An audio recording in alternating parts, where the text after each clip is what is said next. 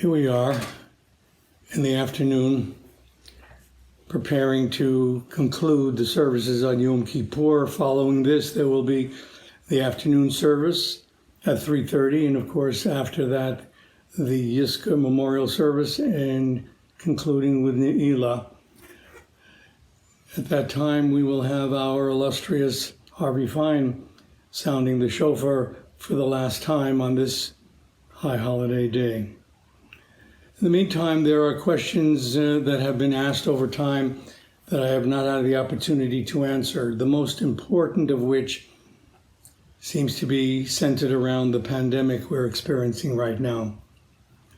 People have asked me on numerous occasions if this is a curse or some kind of punishment that is being exacted upon us by God for things that we may have done or should have done and didn't do. It's easy to come to that conclusion when we're explaining or trying to explain something we have no understanding of.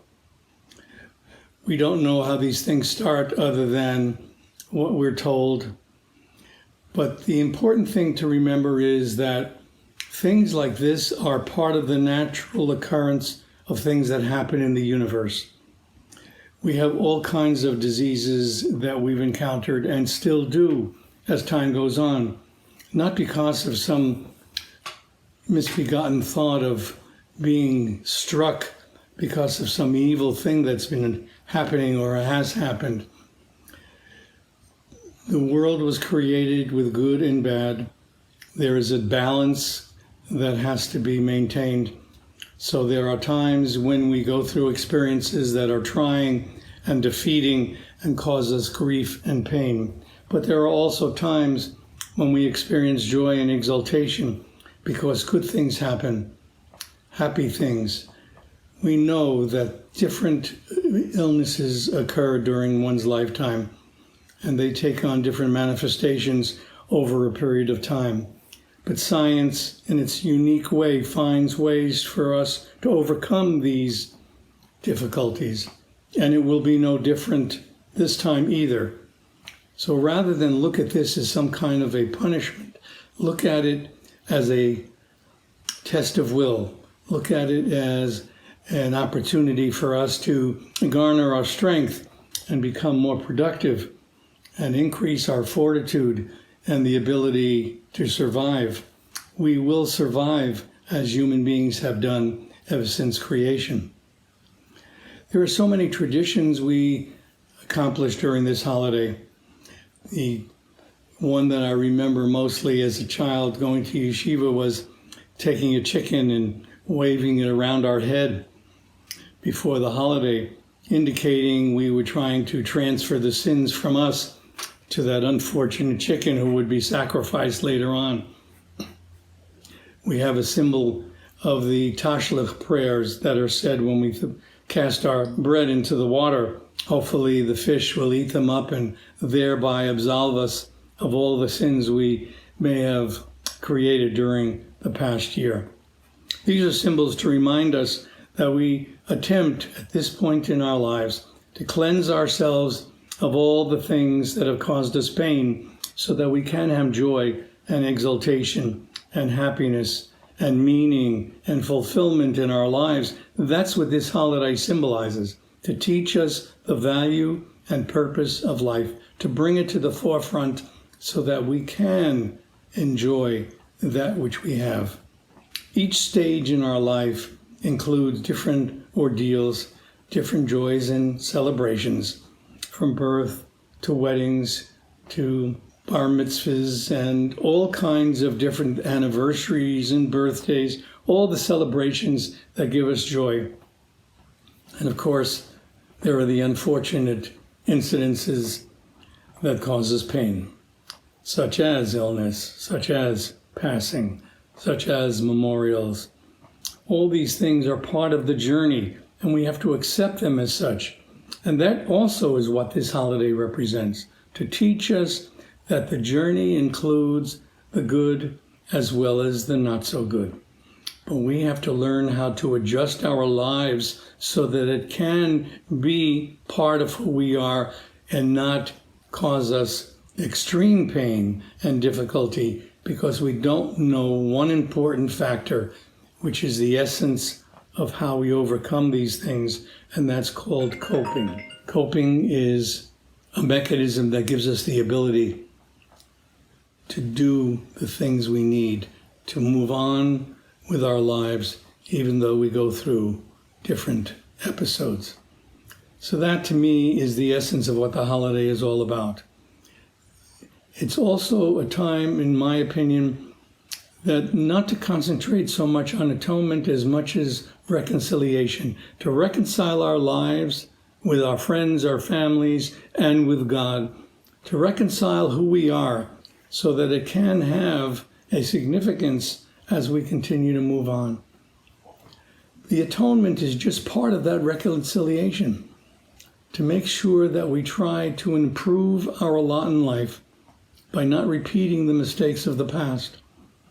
The past should be what we understand has happened so that in the future it will not happen. That's how we improve who we are and how our lives are. So as we continue with this holiday, we are going to go through different episodes of memory, things that we will recall when we read the words. It talks about who will live and who will die, who will be consumed by fire and who by water. We have to understand what these words are trying to tell us. When it talks about going through fire and water, it talks about the fire that burns within us, that gives us the momentum to cause ourselves the pain we experience. It burns within us and causes us to burn our essence. That's what it's talking about. When it talks about water, it talks about drowning ourselves in our sorrow rather than confronting the things that we know so that we can have a better life. We have to learn how to read the words and have them understand what they mean. It's not easy. Life itself is not easy.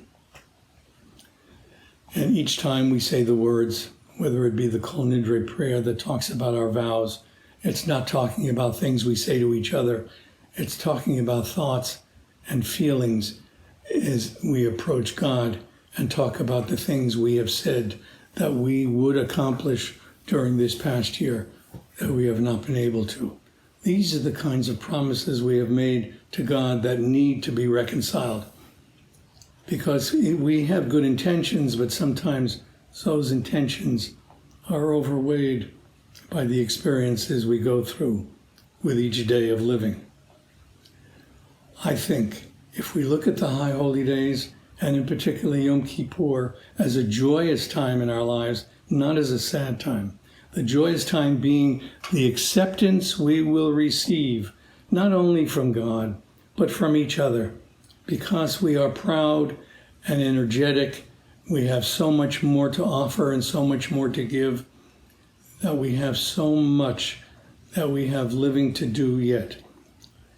That's the joy of this holiday, giving us the time to step back and think about the things we need to do to make our lives have more meaning and significance.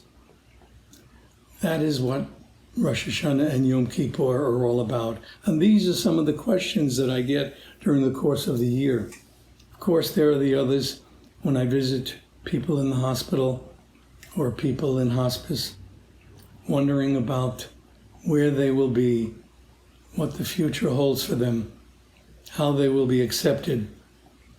I try to encourage them to understand that God is kind and loving and caring, and God always is accepting of who we are, because we are human beings. We are not God. We are not angels. We have fallibilities. We have shortcomings. We have all these things that make us human beings. So the Torah itself, the book that we consider the most holy of holies, is there designed to teach us a path to give us hope and salvation. That is what it's for. Not to give us fear and comprehension